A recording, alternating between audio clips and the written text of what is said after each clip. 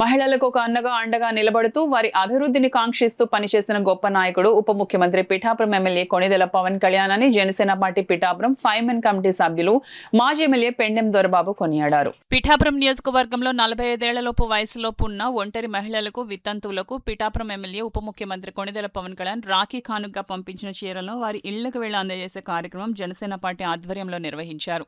ఈ కార్యక్రమానికి మాజీ ఎమ్మెల్యే పెండెం దొరబాబు హాజరై పిఠాపురం పట్టణం, వీరవాడ తదితర గ్రామాల్లో మహిళలకు పవన్ కళ్యాణ్ తరపున చీరలను అందజేశారు. ఆ మహిళలు కూడా పవన్ కళ్యాణ్ చిత్రపటానికి పెండెం దొరబాబుకు రాఖీలు కట్టి హారతి ఇచ్చి ఆశీస్సులు పొందారు. ఈ సందర్భంగా పెండెం దొరబాబు మీడియాతో మాట్లాడుతూ మహిళలందరికీ పవన్ కళ్యాణ్ తరపున రక్షాబంధన్ శుభాకాంక్షలు తెలుపుతున్నానన్నారు.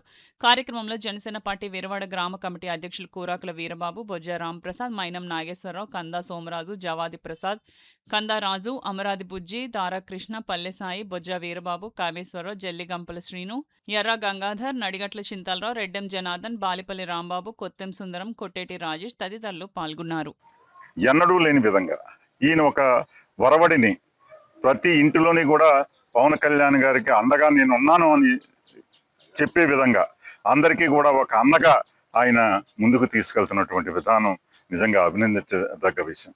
ఈ రోజున పవన్ కళ్యాణ్ గారిని పిఠాపురం నియోజకవర్గంలో ప్రతి చెల్లెమ్మ, అక్క, తల్లి అందరూ కూడా చిన్న వాళ్ళ దగ్గర నుంచి పెద్దవాళ్ళ వరకు కూడా ప్రతి ఒక్కరిని కూడా ఆయన ఒక కుటుంబ సభ్యుల్లా చూసుకుంటూ ముందుకెళ్తున్నటువంటి పవన్ కళ్యాణ్ గారికి ఈ నియోజకవర్గ ప్రజల తరపున మేమందరం కూడా కృతజ్ఞత తెలియజేస్తా ఉన్నాం.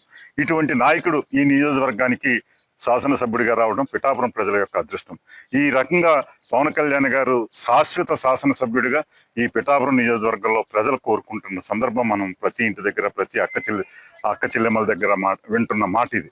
నిజంగా ఏ రోజు కూడా ఈ 2 సంవత్సరాల్లో నిరంతరం పిఠాపురం నియోజకవర్గ అభివృద్ధి, సంక్షేమము, ప్రజల కష్ట నష్టాలను చూసుకుని ఒక పడా ఆఫీసుని పెట్టి ప్రజా సమస్యలను వెంటనే ఆ సమస్యను తీర్చే విధంగా ఒక అధికారిని, ఐఏఎస్ అధికారిని పెట్టి అక్కడ తీర్చే విధానం దగ్గర నుంచి సామాన్యుడికి ఎవరికి కూడా ఏ రకమైన ఇబ్బంది లేకుండా చేసే కార్యక్రమాల దగ్గర నుంచి ఈ రోజున పవన్ కళ్యాణ్ గారు చేస్తున్నటువంటి విధానం ఈ నియోజకవర్గ ప్రజల అదృష్టం.